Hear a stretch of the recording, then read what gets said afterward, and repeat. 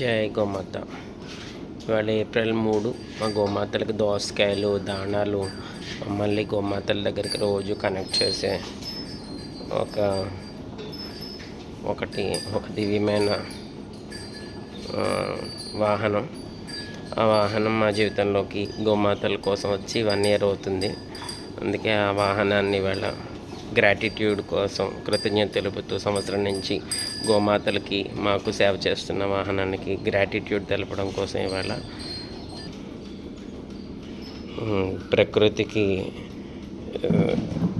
సహాయపరిచేలాగా battery వాహనం ఇది వచ్చి తన్వల్ ఆల్ఫా ప్రో ఫ్రెండ్స్. ఏలూరులో తీసుకున్నాం. 1 year అవుతుంది.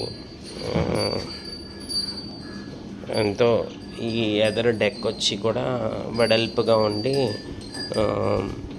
గోవులకి దాణా బస్తా కానీ దోసకాయల బస్తా ఏది తేవడానికన్నా చాలా కోఆపరేటివ్గా మాకు ఇప్పటిదాకా హెల్ప్ చేసిన బైక్, బ్యాటరీ బైక్ తన్వల్ ఈ వెహికల్.